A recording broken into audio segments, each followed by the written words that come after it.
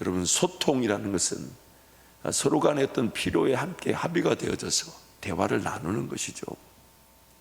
아무리 필요한 문제가 있어도 한 사람이라도, 두 사람 중에 한 사람이라도 그 필요를 느끼지 못한다면 소통이 되지 않습니다. 여러분, 미켈란젤로가 그린 하나님의 창조라는 그 그림을 보면 아담과 하나님의 모습이 나오는데, 그림을 자세히 들여다보세요. 하나님 온 열정과 헌신을 다해 손을 내밀어 어떻게든 그 아담을 만지시고 위로하시고 격려하려는데, 그 아담은 마치 담 넘어 누군가의 그 불난 집을 구경하듯이 그렇게 손을 내미는 그런 모습이 나옵니다. 하나님과 우리의 관계가 늘 그런 것 같아요. 우리는 우리 인생을 다 보지 못한 하나님은 다 보고 계셔서 어떻게든 은혜 베푸시기를 원하십니다.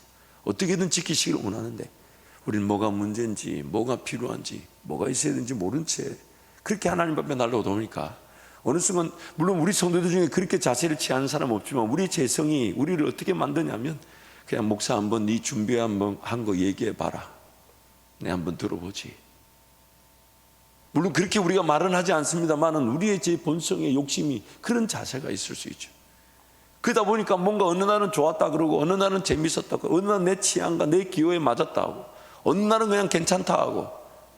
결국 그것이 무슨 뜻입니까? 여러분, 뭔가 안 되면 오히려 더 적극적으로 소통하려고 해야 되는 거 아닌가요? 뭔가 좀 잘 안 들리면 제대로 확인해야 되는 거 아닌가요? 우선적이고 긴급한 것이냐, 아는데 안 된다면 그걸 좀 답답해야 되는 거 아닌가요? 그러므로 강단에서 이렇게 전해지는 말씀은, 물론 목사가 더 기도하며 우리 성도들에게 필요한 말씀, 하나님께서 우리 성도들에게 꼭 필요한 말씀, 그 말씀을 기도하고 준비하나, 모든 성도들은 정말 그 강단에서 외쳐질 그 말씀이 하나님 나와 소통하기를 원하시는 말씀, 나를 살리기를 원하시는 말씀. 여러분, 아무리 어렵고 힘든 인생이라도 주님 음성 들려지면 그것이면 충분합니다. 내가 너와 함께하고 있다, 내가 너를 지킨다, 내가 너를 인도한다.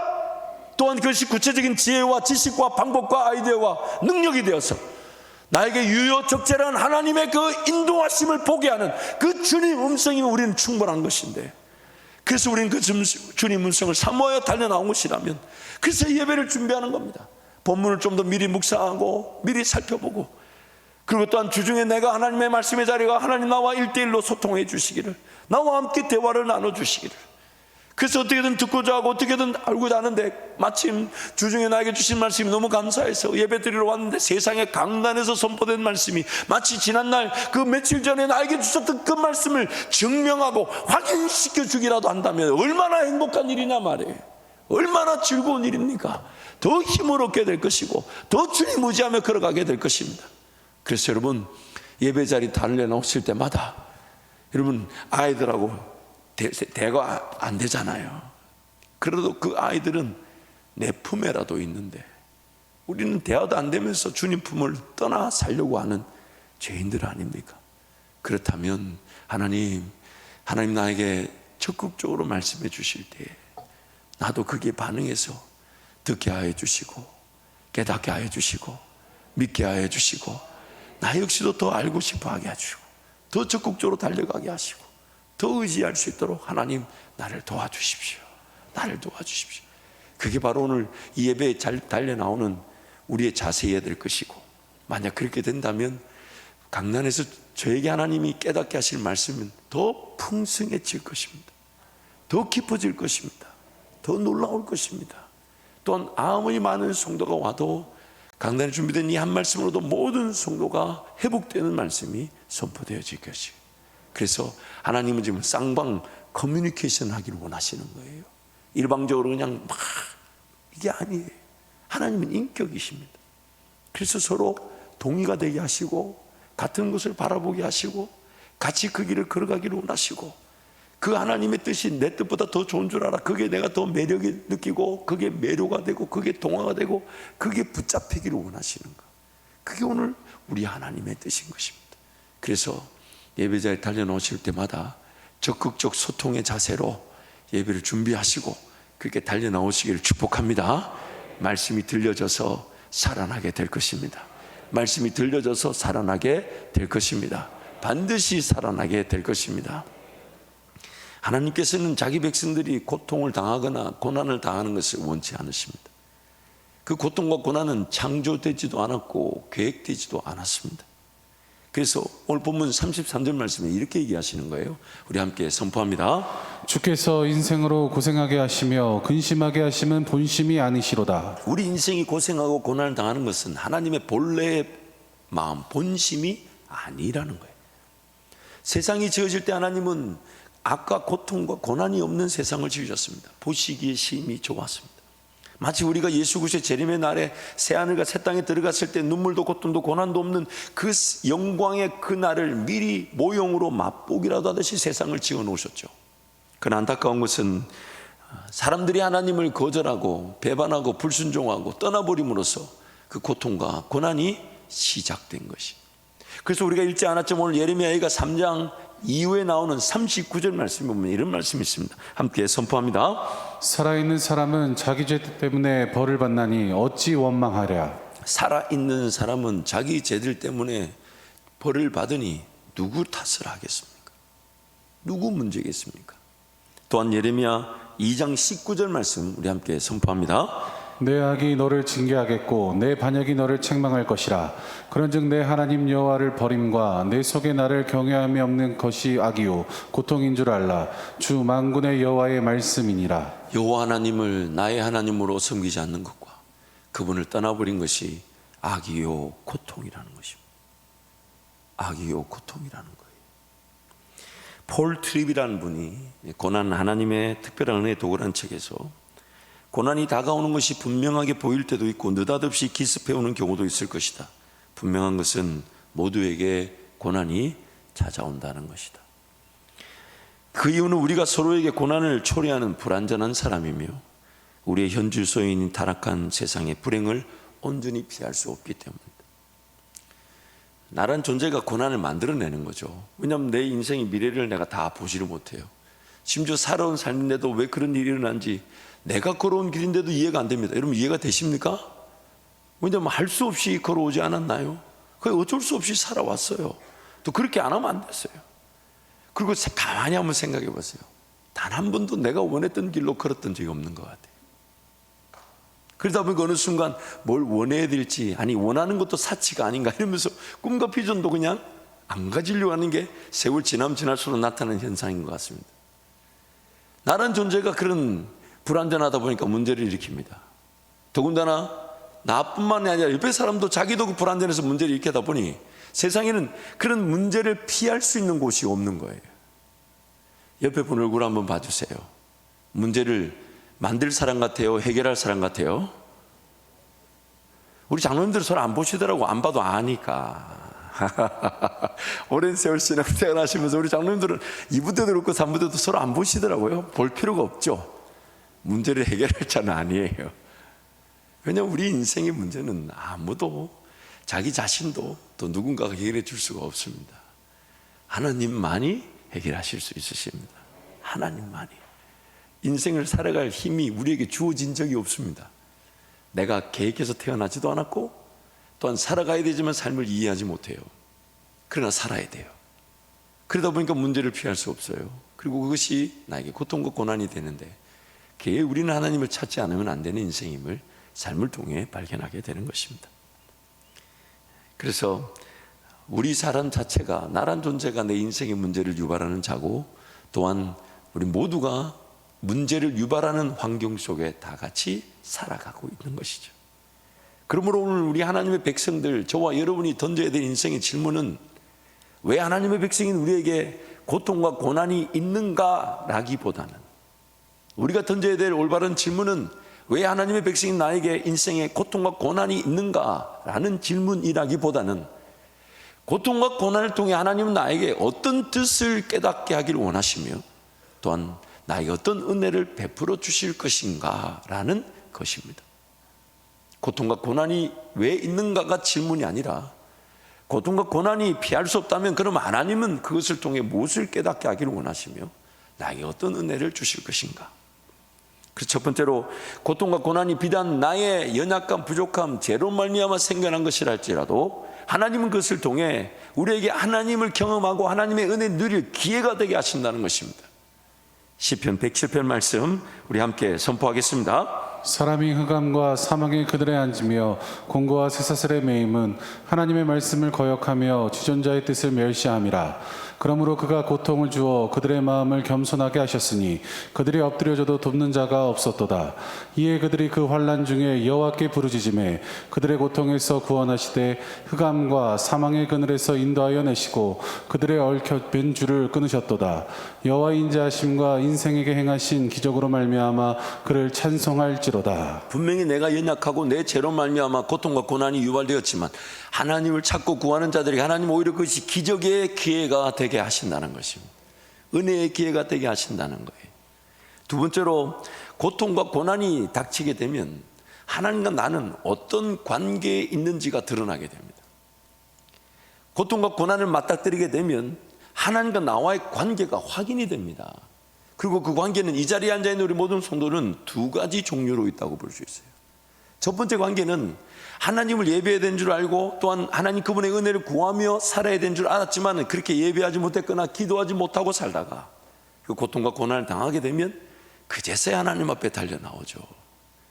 그때 하나님이 그럼에도 불구하고 내가 널 기다렸다 하시면서 도와주시니까, 하나님과의 관계 중심의 삶을 살지 않다가 고통과 고난을 당하면 그제서야 그 고통과 고난이 하나님의 사람임을 확인시켜 주고 그리고 하나님과의 관계가 시작되는 기회가 되더라는 겁니다. 참 우리 인생이 그렇지 않나요? 하나님 그분을 의지하며 살아야 되는 걸 알지만 매번 우리가 우리 생각, 우리 계획, 인간적인 실력과 능력으로 살다 보니까 기어이 내 선택이, 내 결정이 나를 괴롭히는 일들이 되어버렸어요.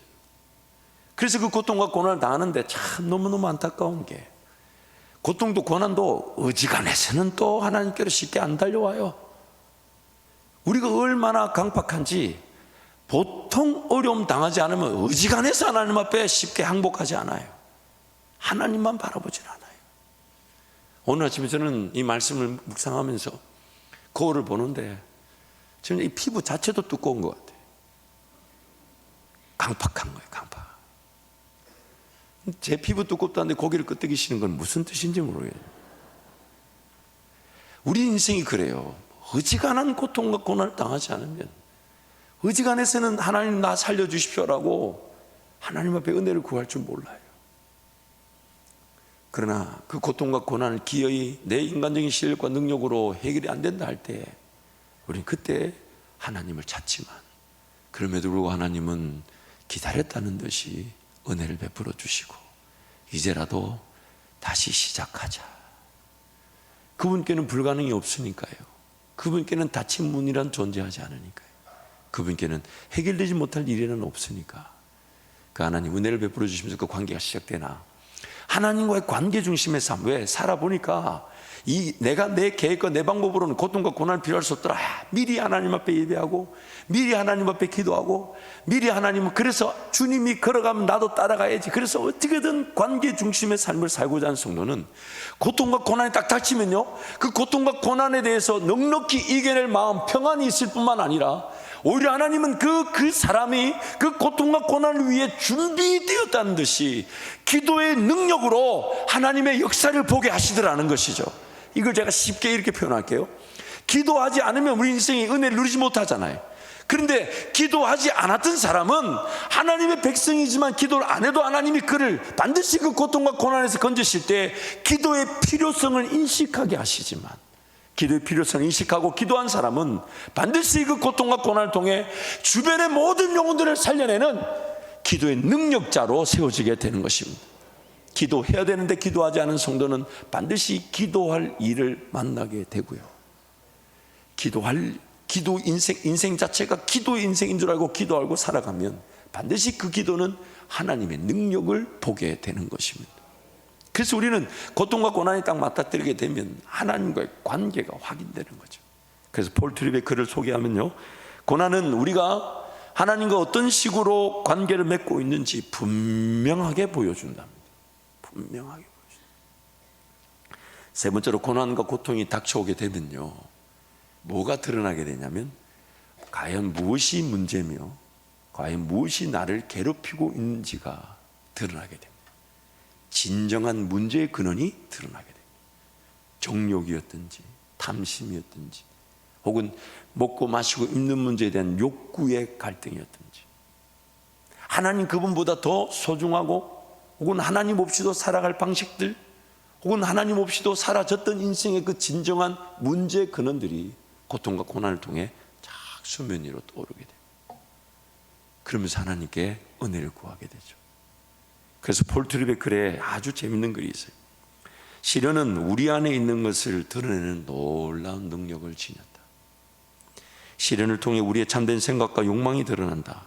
우리가 삶의 목적을 어디에 두고 어디에서 의미를 추구하며 소망을 찾으려 했는지가 선명하게 드러나. 물론 그 고난과 고통은 하나님이 유발하신 게 아니에요. 우리의 죄가 여호와 하나님을 버린 것과 또한 여호와 하나님을 경외하지 않은 것이 악이요 고통이라 했으니까. 분명 우리 때문에 생겨나지만 하나님은 하나님의 백성들에게 그 고통과 고난, 어쩔 수 없이 허락되었거나 혹은 허용되어진 그 환경 속에서 바르게 빚어지기를 원하시는 거예요. 정결하게, 깨끗하게. 그래서 자기를 계속 괴롭히고 있는데 그 괴롭히는 걸 좀 모르고 붙들고 살아가. 그래서 그 고통과 고난을 만들어내는데 여전히 그것을 붙들고 있다면 그 고통과 고난은 그 진정한 문제의 근원을 드러내는 하나님의 은혜의 기회가 된다는 것입니다. 네 번째로, 고통과 고난은 결국 하나님께서 우리를 영원히 포기하지 않으신다는 하나님의 은혜의 확인이 되게 됩니다. 우리 본문 31절 32절 말씀 우리 함께 선포합니다. 이는 주께서 영원하도록 버리지 아니하실 것이며 그가 비록 근심하게 하시나 그의 풍부한 인자하심에 따라 긍휼히 여기실 것임이라. 하나님께서 우리를 영원히 포기하지 버리지도 않으십니다. 비록 인생의 기간 근심과 고통이 있을 수 있으나 하나님의 영원한 인자하심과 자비하심은 우리에게 그 고난과 고통을 통해 하나님의 은혜를 누리게 하시는 것이죠. 이러한 고통과 고난에 대한 그런 하나님의 뜻이 있다면 이제 그러면 그 고통과 고난에 대해서 우리는 어떤 자세를 취해야 될까? 그 고통과 고난에 우리는 어떤 자세를 취해야 되나? 한 8가지로 살펴볼 텐데요. 첫 번째는 고통과 고난이 닥쳐왔을 때 그 이유와 원인을 파악하려고 하지 마십시오. 여러분 인생길 뒤돌아보면서 무슨 문제가 터졌을 때 거슬러 올라가 보니까 그때 그것 때문이야, 딱 꼬집을 만한 이유와 원인이 있던가요? 뭔가 어려움이 생겼을 때 그 사람 때문이야, 그렇게 전적으로 그 사람 책임을 돌릴 수 있는 일이 있던가요? 없습니다. 이유와 원인을 따져 물으려면 더 오리무중에 빠집니다. 이런 표현 있죠. 속만 더 시끄럽습니다. 그 이유와 원인을 따지려는 욕심이 뭘까요? 여전히 내가 그 고통과 고난을 해결하려고 하는 거예요. 이겨내려고 하는 거예요. 이거를 내 힘으로 그것을 이겨내려는 거예요. 그래서 뭔가 문제점이 있으면, 이유가 있으면, 원인이 있으면 그걸 찾아내서 그걸 내가 바로 잡고 싶은 거예요. 여전히 고통과 고난을 내 힘으로 해결하려고 하는 거예요. 그래서 이유와 원인을 자꾸 따져 묻는데 따져본들 나오지 않아요. 괜히 옆에 사람만 미워집니다. 괜히 옆에 사람만 탓만하게 돼요. 두 번째로, 고통과 고난이 닥쳐왔다면 여러분 하나님께 즉시 나와 달려 엎드립시오. 왜냐하면 더 큰 고통과 더 큰 어려움과 아픔에 빠져 들어갈 수 있기 때문입니다. 마치 늪에 빠진 사람이 허우적거리면 거릴수록 더 늪에 빠지듯이 고통과 고난이 딱 닥쳐올 때 즉시로 지금 하나님 나를 부르시는구나, 하나님 은혜가 아니면 안 되는구나. 그래서 평상시에 그 기도의 시간, 예배 시간이 규칙적으로 정기적으로 체계적으로 갖춰져 있는 사람은 항상 무슨 문제가 터지면 내일 새벽에 내가 주님께 물어봐야 되겠다, 내일 주님께 달려가서 이거 왜 이런지 확인해 봐야 되겠다, 그냥 흘러 떠내려가듯이 내버려 둬서 안 되겠다. 근데 오히려 그런 사람들은 더 시간을 작정하죠. 더 금식하고 덤벼들죠.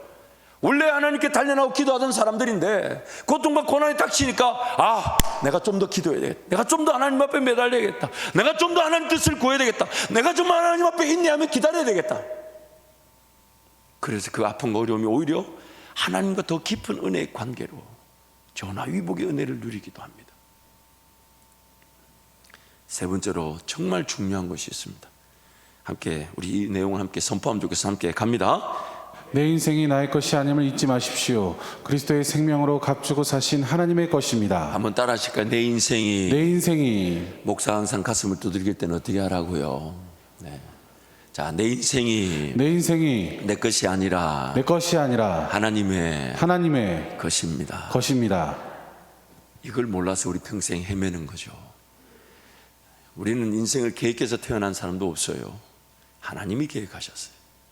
그리고 하나님이 태어나게 하셨는데 마치 하나님의 것인데 계곡에다가 자기 수박을 하나 띄워놨는데 수박이 물 따라 내려가가지고 쫓아가 보니까 다른 사람이 횡재다 그러면서 주워가지고 쪼개서 먹으려고 그래요. 그래서 내 거다. 이 사람이 내가 주웠다. 그러자 그 주인이 얼마고?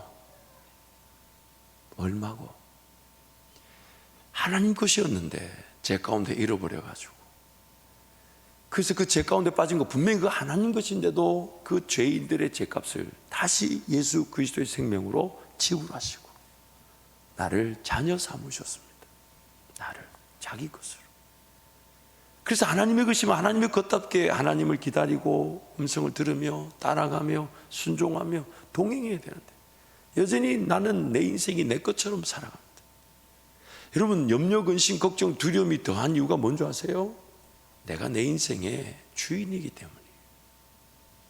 하나님이 내 인생을 지켜보고 계시고 나보다 더 잘하고 계시고 또한 내 인생이 하나님의 것임을 믿는다면 잠잠히 하나님 바라보며 참고 기다릴 힘이라도 얻을 텐데, 하나님이 내 인생의 주인이 아니다 보니까 내가 다 처리해야 돼요. 내가 다 해결해야 돼요. 내 아니면 누가 살아주나 이러면서 덤벼들어요. 그러다 보니 온갖 염려, 근심, 걱정, 두려움을 이기지는 못해요. 또 그렇게 뛰어들어도 내 힘으로 해결될 일이 없는데 그걸 모르고 살아요. 내 인생이 내 것이 아니라 하나님 것입니다. 하나님 것입니다. 하나님 것입니다. 하나님 것입니다. 하나님 것입니다. 하나님의 것입니다. 그렇다면 오늘 우리는 그 하나님 어떻게 하면 좋을까요? 지금 나에게 뭐가 필요합니까? 아니면 나는 지금 뭐 하면 좋을까요? 내가 일 안 해도 하나님은 내 인생을 도우실 수 있으시고 인도하실 수 있으신 하나님, 어떤 길로 인도되어지게 하십니까? 하나님 어떻게 할까요?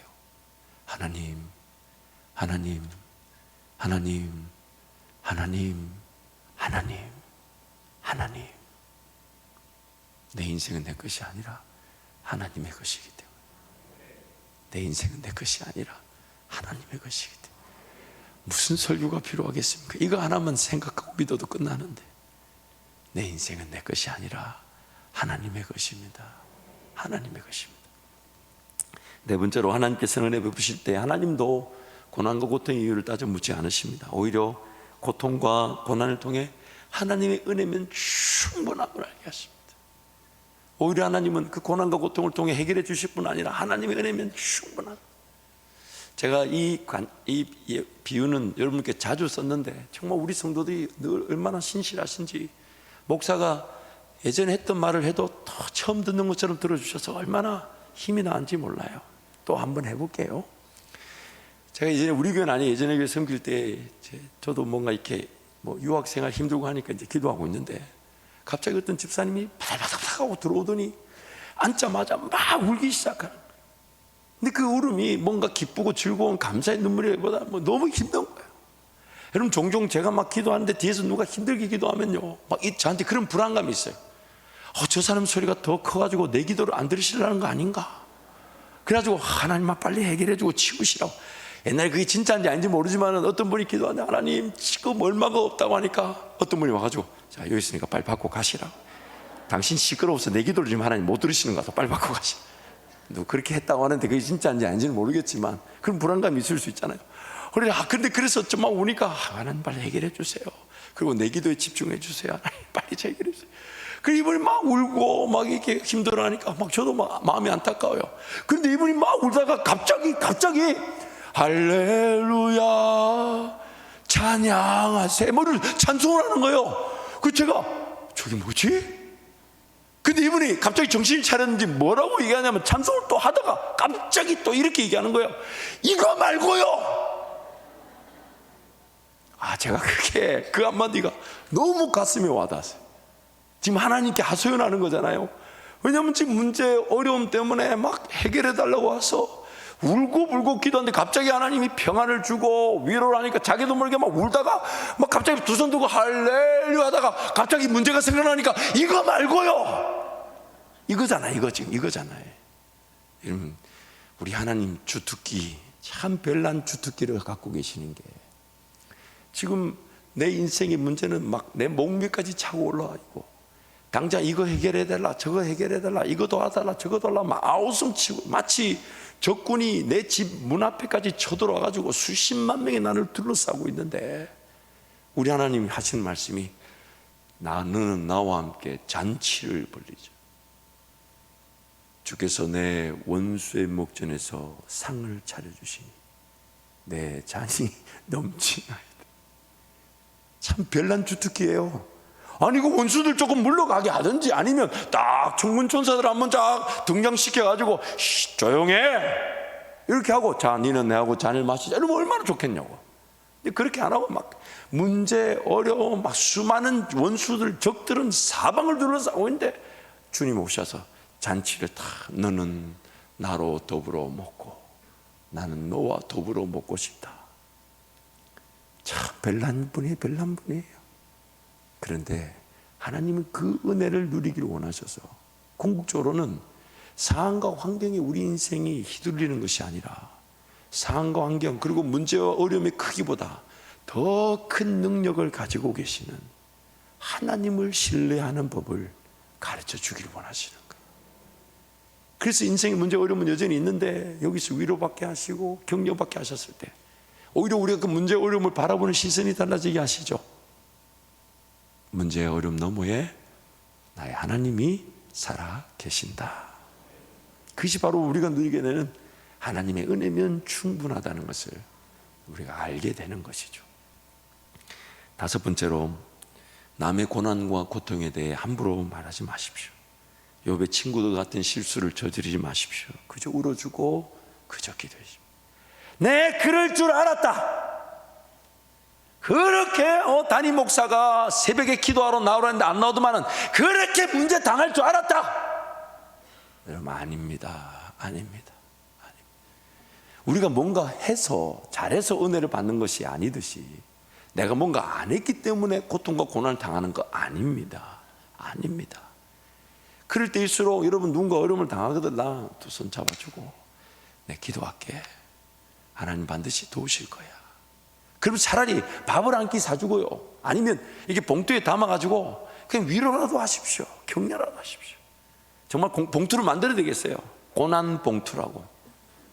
그래서 누가 어려움 당하더라 말하지 말고 그냥 그 안에 위로금이나 담아서 밥 한 끼 먹고 힘내.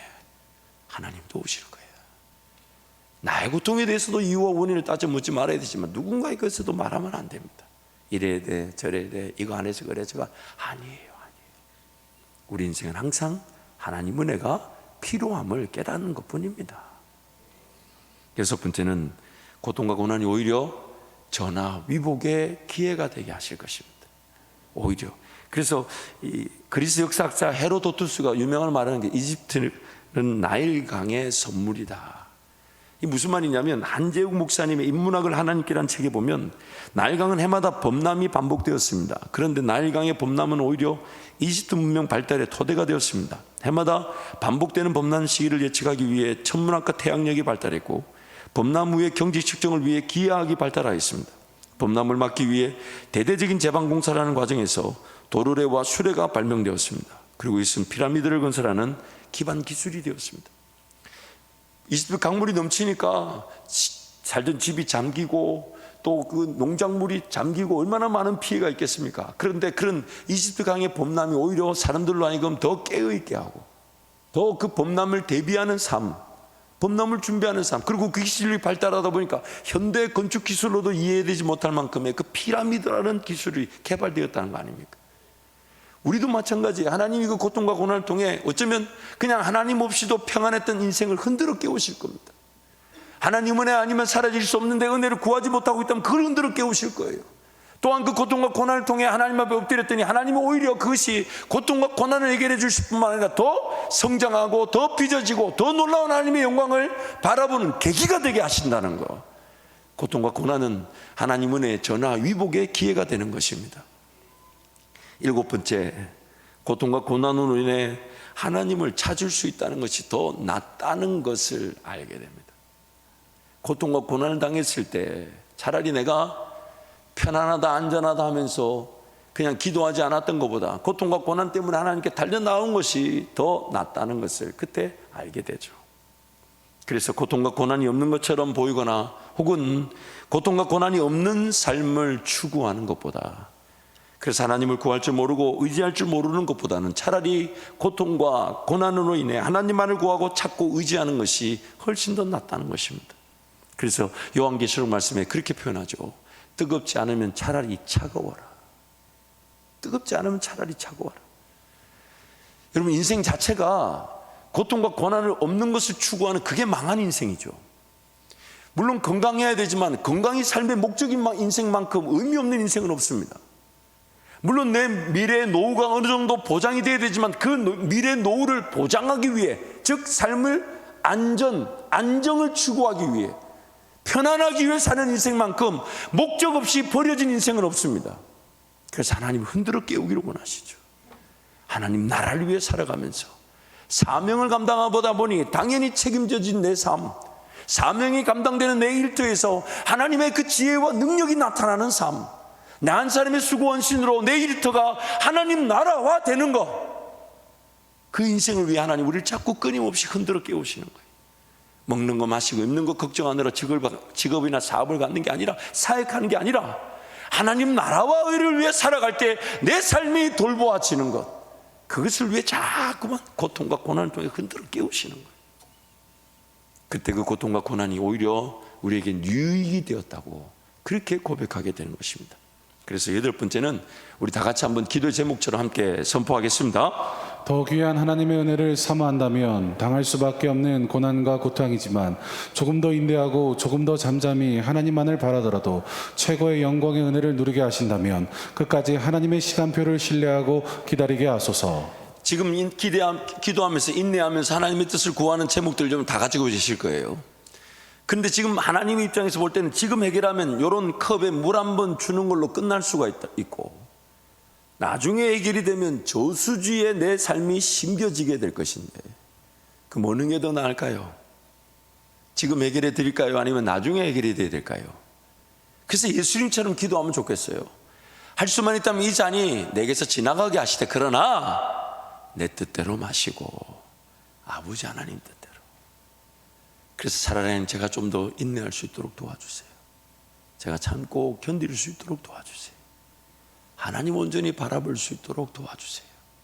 그래서 지금 당장 잠깐 아쉽고 부족하고 심지어 내 욕심, 내 기대치가 무너지는 것 같아 힘들고 어려워도 하나님의 때가 되어 하나님 나에게 그때는 이것 때문에 내가 그냥 지나가게 했다라고 깨닫게 해주실 때에 우리는 언제든 어느 때는 하나님 앞에 인내하며 주님 바라보는 것이 최고의 행복인 줄 알게 되는 것입니다. 그래서 오늘 본문 22절부터 26절 말씀 보면 고난을 이기는 최고의 비결을 이렇게 소개하는 거예요. 우리 22절부터 26절 말씀 함께 선포합니다. 여호와의 인자와 긍휼이 무궁하심으로 우리가 진멸되지 아니함이니이다. 이것들이 아침마다 새로우니 주의 성실하심이 크시도소이다. 내 심령에 이르기를 여호와는 나의 기업이시니 그러므로 내가 그를 바라리라 하도다. 기다리는 자들에게나 구하는 영혼들에게 여호와는 선하시도다. 사람이 여호와의 구원을 바라고 잠잠히 기다림이 좋도다. 아멘. 한번 따라할까요? 사람이 여호와의 구원을 바라고 잠잠히 기다림이 좋도다. 최고의 은혜의 기회입니다. 최고의 은혜의 자세예요. 인생길 보면요, 일을 조금 시도하지 않는 것도 안타까운 일이지만 섣부르게 시도한 것이 오히려 더 큰 위기를 초래하는 걸 때 우리는 많이 합니다. 조금 더 기다릴 걸, 조금 더 인내할 걸. 그러나 그 기다림과 인내는 하나님 앞에 서 있는 자들에게는 그냥 무작정 시간을 허비하는 시간이 아닙니다. 하나님이 만져주실 뿐 아니라 또한 나는 그저 기다렸는데 뭔가 계획이 세워지고 나는 그저 주님을 따라가려고 한 것인데 주님이 따라가지 않으면 안 될 만큼의 길을 막 열어주셔서 순종하게 하셨을 때, 그리고 일이 되었을 때 우리가 하는 고백이 뭐냐면, 나는 정말 하나님을 기다린 것밖에 없습니다. 나는 하나님을 바란 것밖에 없는데 그냥 기도하는데 그 제목이 품어졌고, 그 품어진 거 가지고 기도했는데 어느 날 하나님이 인내까지 하게 하셔가지고, 그리고 그 기도한 것이 나타나서 순종했을 뿐인데 하나님이 감당할 능력까지 주셔가지고 이 일을 이루신 분이 내가 아니라 하나님이시더라는 거예요. 그래서 우리는 그 하나님을 기다리는 겁니다. 그리고 하나님을 잠잠히 바라보고 인내한 자들 하나님 내버려 두실 것 같습니까? 하나님을 바라고 잠잠히 기다린 그들을 그냥 하나님 그 자리에서 그렇게 삶이 끝나도록 두시겠습니까? 그렇지 않아요. 고통과 고난을 넉넉히 이기게 하실 뿐만 아니라 하나님 그분의 은혜가 능력이 무엇인지를 알게 하시고 더욱 하나님 바라보며 더욱 잠잠히 하나님을 기다리는 자들로 살아가게 하시다가 어느 날 이 땅에 다시 오시는 예수님을 적절하게 기다림의 자리에서 만나게 되는 최고의 은혜를 누리게 하실 것입니다. 이 시간 한번 통성으로 같이 기도할까요? 바라며 잠잠히 기다리는 것 한번 따라 하실까요? 바라고 잠잠히 기다리자. 바라고 잠잠히 기다리자. 하나님의 그 기도의 자리에서 하나님을 바라고 잠잠히 기다릴 때 하나님께서 이겨야 될 것은 이기게 하시고, 기도되어져야 될 것은 깨달아 기도되어지게 하시고, 또한 순종해야 될 것은 순종하도록 인도해 주실 것이니까 이 시간 기도할 때 하나님, 그 하나님 날 부르시는 기도의 자리, 예배 자리에서 하나님을 바라게 하시고 하나님을 잠잠히 기다림으로 앞서가시는 주님, 모든 것을 해결해 주시는 주님, 목자 되신 주님을 따르는 제 인생이 되게 달라고 주님 잡고 함께 통성으로 기도합니다. 주여